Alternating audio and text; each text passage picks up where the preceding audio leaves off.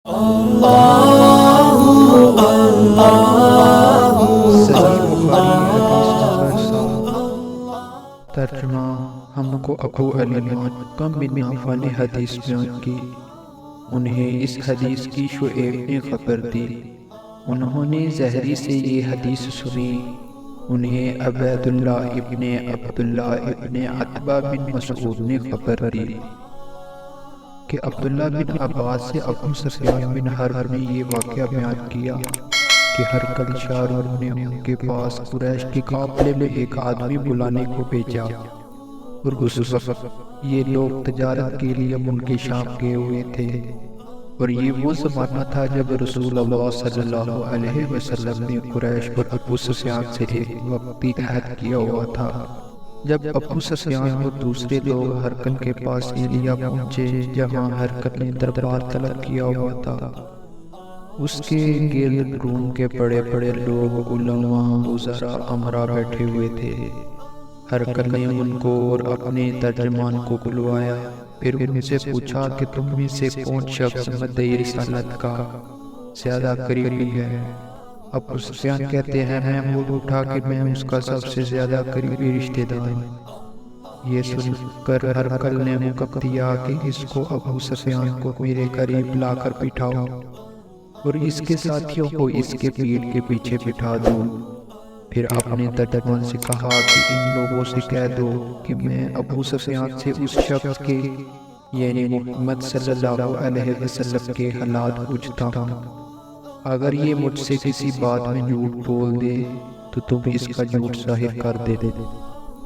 ابو سفیان کا قول ہے کہ خدا کی قسم اگر مجھے یہ غیرت نہ آتی کہ یہ لوگ مجھ کو جھٹلائیں گے تو میں آپ صلی اللہ علیہ وسلم کی نسبت ضرور غلط گوئی سے کام لیتا۔ خیر، پہلی بات جو ہرقل نے مجھ سے پوچھی وہ یہ کہ اس شخص کا خاندان تم لوگوں میں کیسا ہے؟ میں نے کہا وہ تو بڑی اونچی عالی نسب والے ہیں۔ کہنے لگا اس سے پہلے بھی کسی نے تم لوگوں میں ایسی بات کہی تھی؟ میں نے کہا کہ نہیں۔ کہنے لگا اچھا اس کے بڑوں میں کوئی بادشاہ ہوا ہے؟ میں نے کہا نہیں۔ پھر اس نے کہا بڑے لوگ اس کی پیروی اختیار کی ہے یا کمزوروں نے؟ میں نے کہا نہیں، کمزوروں نے۔ پھر کہنے لگا اس کے تابع دار روز بڑھتے جاتے ہیں یا کوئی ساتھی پھر بھی جاتا ہے؟ میں نے کہا نہیں۔ کہنے لگا کیا اپنے اس دعویٰ نبوت سے پہلے کبھی کسی بھی موقع پر اس نے جھوٹ بولا ہے؟ میں نے کہا نہیں۔ اور اب ہمارے اس کے صلح کی ایک مقررہ مدت ٹھہری ہوئی ہے، معلوم نہیں وہ اس میں کیا کرنے والا ہے۔ ابو سفیان کہتے ہیں میں اس بات کے سوا اور کوئی جھوٹ اس گفتگو میں شامل نہ کر سکا۔ ہرقل نے کہا کیا تمہاری اس سے کبھی لڑائی بھی ہوتی ہے؟ ہم نے کہا کہ ہاں۔ بولا پھر تمہاری اور اس کی جنگ کا کیا حال ہوتا ہے؟ میں نے کہا لڑائی ڈول کی طرح ہے، کبھی وہ ہم سے میدان جنگ جیت لیتے ہیں اور کبھی ہم ان سے جیت لیتے ہیں۔ ہرقل نے پوچھا وہ تمہیں کس بات کا حکم دیتا ہے؟ میں نے کہا وہ کہتا ہے کہ صرف ایک اللہ ہی کی عبادت کرو، اس کا کسی کو شریک نہ بناؤ، اور اپنے باپ دادا کی شرک کی باتیں چھوڑ دو، اور ہمیں نماز پڑھنے، سچ بولنے، پرہیزگاری اور صلح رحمی کا حکم دیتا ہے۔ یہ سب سن کر پھر ہرقل نے اپنے ترجمان سے کہا کہ ابو سفیان سے کہہ دے کہ میں نے تم سے اس کا نسب پوچھا تو تم نے کہا کہ ہم میں اعلی نسب ہے، اور پیغمبر اپنی قوم میں اعلی نسب ہی بھیجے جایا کرتے ہیں۔ میں نے تم سے پوچھا کہ دعویٰ نبوت کی یہ بات تمہارے اندر اس سے پہلے کسی اور نے بھی کہی تھی؟ تو تم نے جواب دیا کہ نہیں۔ تب میں نے اپنے دل میں کہا کہ اگر یہ بات اس سے پہلے کسی نے کہی ہوتی تو میں سمجھتا کہ اس شخص نے بھی اس بات کی تقلید کی ہے جو پہلے کہی جا چکی ہے۔ میں نے تم سے پوچھا کہ اس کے بڑوں میں کوئی بادشاہ بھی گزرا ہے؟ تم نے کہا کہ نہیں۔ تو میں نے دل میں کہا کہ ان کے بزرگوں میں سے کوئی بادشاہ ہوا ہوگا تو کہہ رہوں گا کہ وہ شخص اس بہانے اپنے آباء و اجداد کی بادشاہت اور ان کا ملک دوبارہ حاصل کرنا چاہتا ہے۔ اور میں نے تم سے پوچھا کہ اس بات کے کہنے یعنی پیغمبری کا دعویٰ کرنے سے پہلے تم نے کبھی اس کو دروغ گوئی کا الزام لگایا؟ تم نے کہا کہ نہیں۔ تو میں نے سمجھ لیا جو شخص آدمیوں کے ساتھ دروغ گوئی سے بچے وہ اللہ کے بارے میں کیسے جھوٹی بات کہہ سکتا ہے۔ اور میں نے تم سے پوچھا کہ بڑے لوگ اس کے پیرو ہوتے ہیں یا کمزور آدمی؟ تم نے کہا کمزوروں نے اس کی اتباع کی ہے۔ تو دراصل یہی لوگ پیغمبروں کے متبعین ہوتے ہیں۔ اور میں نے تم سے پوچھا کہ اس کے ساتھی بڑھ رہے ہیں یا کم ہو رہے ہیں؟ تم نے کہا کہ وہ بڑھ رہے ہیں۔ اور ایمان کی کیفیت یہی ہوتی ہے حتیٰ کہ وہ کامل ہو جاتا ہے۔ اور میں نے تم سے پوچھا کہ آیا کوئی شخص اس کے دین سے ناخوش ہو کر مرتد بھی ہو جاتا ہے؟ تم نے کہا کہ نہیں۔ تو ایمان کی خاصیت بھی یہی ہے، جن کے دلوں میں اس کی مرثد بچ جائے وہ اس سے لوٹا نہیں کرتے۔ اور میں نے تم سے پوچھا کہ آیا وہ کبھی عہد شکنی کرتے ہیں؟ تم نے کہا کہ نہیں۔ پیغمبروں کا یہی حال ہوتا ہے، وہ عہد کی خلاف ورزی نہیں کرتے۔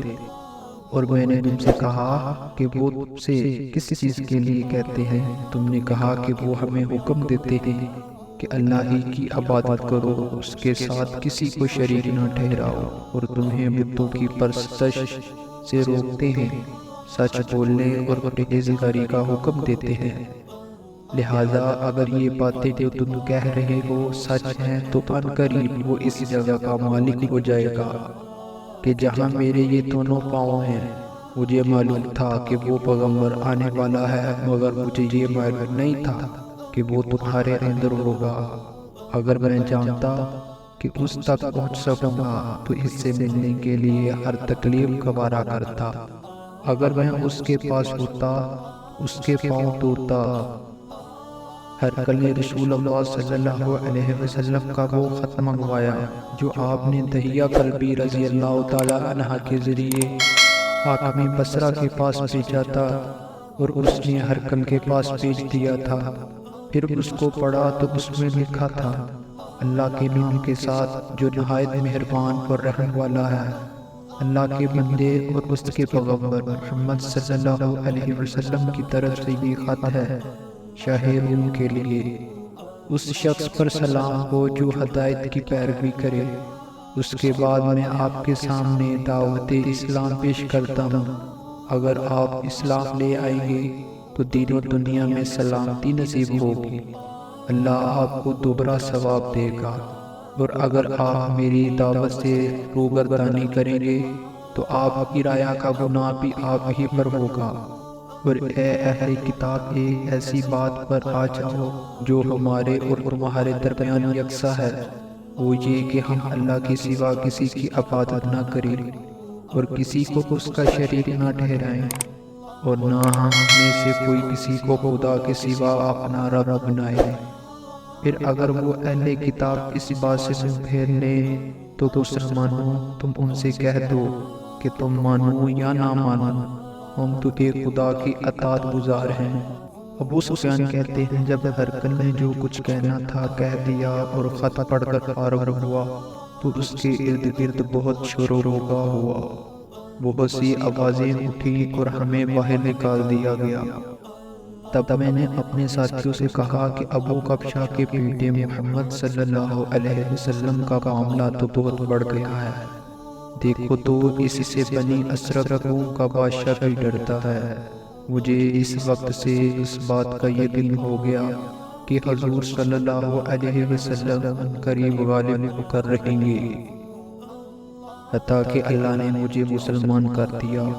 راوی کا بیان ہے کہ ابن ناطور ایلیا کا حاکم، ہرقل کا مصحف اور شام کی کا لاٹ پادری بیان کرتا ہے کہ ہرقل جب ایلیا آیا ایک دن صبح کو پریشان اٹھا تو اس کے درباریوں نے دریافت کیا کہ آج ہم آپ کی حالت بدلی ہوئی پاتے ہیں، کیا وجہ ہے؟ ابن ناطور کا بیان ہے کہ ہرقل نجومی تھا، علم نجوم میں وہ پوری مہارت رکھتا تھا۔ اس نے اپنے ہم نشینیوں کو بتایا کہ میں نے آج رات ستاروں پر نظر ڈالی تو دیکھا کہ ختنہ کرنے والوں کا بادشاہ ہمارے ملک پر غالب آ گیا ہے، بھلا اس زمانے میں کون لوگ ختنہ کرتے ہیں؟ انہوں نے کہا کہ یہود کے سوا کوئی ختنہ نہیں کرتا، سو ان کی وجہ سے پریشان نہ ہوں۔ سلطنت کے تمام شہروں میں یہ حکم لکھ بھیجیں کہ وہاں جتنے یہودی ہوں سب قتل کر دیا جائے۔ وہ لوگ انہی باتوں میں مشغول تھے کہ ہرقل کے پاس ایک آدمی لایا گیا جسے شاہ غسان نے بھیجا تھا۔ اس نے رسول اللہ صلی اللہ علیہ وسلم کی حالات بیان کیے۔